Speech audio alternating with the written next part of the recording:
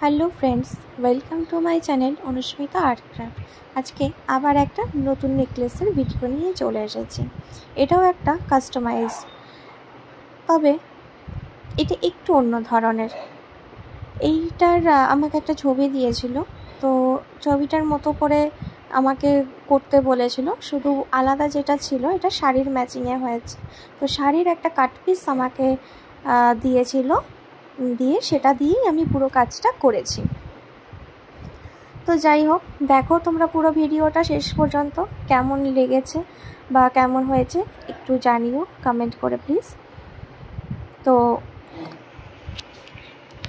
এই কাপড়টা প্রথমে একটু সেলাই করে নিয়ে তারপরে ভেতরটাতে জুটের দড়ি দিয়ে এটাকে ভেতরে ভরে তারপরে এটাকে একটু স্ট্রং করেছি। আর পুরো কাজটাই করেছি কিন্তু একদম সিম্পলি, কি বলবো, ওটাকে জুট রোপ যেটা হয়, জুটের যে দড়িটা বা সুতলিটা, তো সেটা দিয়েই পুরো কাজটা কমপ্লিট করা হয়েছে। নিজের ব্যক্তিগতভাবে কিন্তু আমার কাজটা একটু খুব ইউনিক লেগেছে, করতে ভালোও লেগেছে, একটু নতুন ধরনের কাজ আর অনেকটা ইউনিক, বাকি আর 5টা নেকলেসের মতো নয়। আর কাস্টমাইজ শাড়ির ম্যাচিং করে করা এটা পুরোটাই, তো সেই জন্য কিন্তু আমার ভালো লেগেছে। তবে কাজটা করতে করতে যখন এই সুতলিগুলো দিয়ে পরে পুরো ডিজাইনটা করছিলাম, তো এইগুলো দেখে আমার পাশে আমার হাজব্যান্ড বলছিল যে আজকাল কি মানুষ দড়িও গলায় পরে এরকমভাবে, এটাও পসিবল? তো খুব হাসাহাসি করছিল। বাট আমি বলেছিলাম যে এখনকার মানে মানুষের ট্রেন্ডসটা এমন হয়ে গেছে, ট্রেন্ডস বলো বা মানুষের সৌন্দর্য বলো, আমাদের মেয়েদের মধ্যে সৌন্দর্যগুলো এত ছোট ছোট, মানে সাধারণ জিনিসগুলোর মধ্যে সৌন্দর্য ফুটে ওঠে যে কেউ ভাবতেও পারে না যে ওটা দিয়ে একটা গয়না বানানো যেতে পারে বা ওটাই একটা সৌন্দর্য কোনো কিছু ম্যাটেরিয়াল হয়ে যেতে পারে। কে বুঝবে বলো তো? এরকম যে পাটের এই দড়িগুলো যেগুলো কিনা বাঁধাবাঁধি বা অন্য কোনো যে কাজে ব্যবহৃত হয়, সেটা দিয়ে এত সুন্দর করে একটা নেকলেস বানানো যেতে পারে।